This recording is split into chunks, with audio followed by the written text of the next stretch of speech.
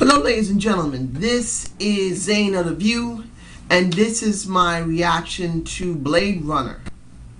Now I'm not talking about the movie, I'm talking about Oscar Pistorius. About 3 days ago, 2 or 3 days ago, Oscar Pistorius seemingly shot his girlfriend, model Viva Steenkamp. I hope I'm pronouncing her name properly. I will be connecting a video of the information from Fox News. They give very good information, a little bit better than CNN. What do I feel about this? This is a situation. From what I understand, this guy, who is a double amputee or born with no legs below the knees, pretty much lives in a section of South Africa that is a gated area. In other words, it's a high-end area where there's a lot of protection. But the area in South Africa where that gated area is quite violent. And it can get pretty rowdy there and pretty dangerous. Not too much different than Brooklyn on a Saturday night in the heat. And I'm not bashing my own home territory. I live in New York. I live in the Bronx. It's not much different than Brooklyn. But if you're going to see it in the context of what it is, you have sections of any country in the world that's just wild and dangerous. And that section of South Africa, where that gated community is, at least near it, has been known to be very dangerous. Am I justifying the guy for what he did? No. Because when it comes down to it, the rules and laws using weapons in that country you're from are different. In the United States, weapon use is from state to state, but in general speaking, you can defend yourself on your own property if someone's trying to break in. I believe in South Africa, you must give an intent before you actually do the actual action. In other words, you have to say pretty much, I'm going to shoot you, get the hell out, I'm going to kill you. Now, from what had been said is that the woman was trying to get into the house, and he shot through the door. He didn't give her a chance to say it's me, for what is understood. She was trying to open the door. He heard something. He pulled out his weapon, a 9mm, might have been a block, and he shot through the door and killed her. 4 shots into her body. Now, this is what I'm getting.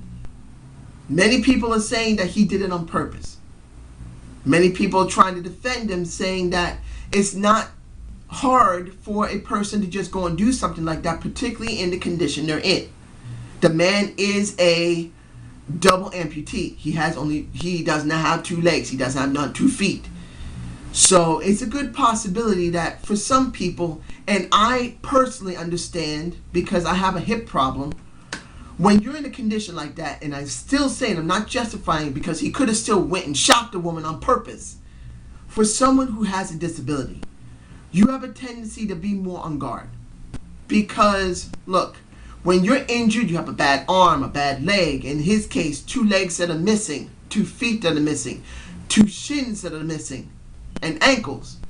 You tend to be a little more on guard because it's easier to get hurt. It's easier to be harmed. And if you're living in a section of an area that, even though it's generally safe, once you venture out of it, it does put you on edge. It's still a dangerous thing. So that could be what could have happened. Now, a lot of people are saying that he might have shot on purpose. And that could be true. Maybe he thought that she was cheating on him. Maybe he just didn't like her. It's a possibility they haven't stated yet. He might have been drunk. We don't know yet. They have him on trial right now, and the prosecutors in South African court are trying to show intent of what he's done. I want to see what's going to happen. The rules in South Africa are still rules and regulations and law that's not different from the British government. They are using the British type of parliament system. So he will be prosecuted to the full extent of law. The question is going to be, is it done with intent, or was it done accidentally, out of fear? If it's out of fear, they would have an equivalent of America's manslaughter, whatever they have it. I don't think it's manslaughter there, but it's a possibility. Now, with manslaughter, he could spend more than a few years in jail, and that would destroy his credibility as well as destroy his legacy. I mean, he's the first man to go into the Olympics last year to run who is disabled. And that is something that can't be forgotten.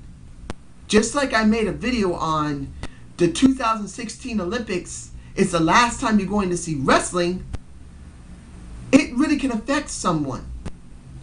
You can say, hey, if you're a little kid or even an adult, I can do that. I believe I can do that. I want to do that. That is inspiration there. From if it's a man or a woman, doesn't matter, to inspire you. No matter what event it was, if it's Winter Games or if it's the Summer Games, those people can inspire people to try to do that, to try bettering themselves. And in this case, this man might have destroyed that. Seriously might have destroyed it. But it's hard to say. It's still very early. It has been about 2 or 3 days. So I don't know if the guy actually did it on purpose or not. You never know. He might have done it. But it's also a possibility because he is disabled. He is living in a section of South Africa, even if it's in a gated community, that it has high level of crime and death. And he might have been actually fearful of his life. We don't know.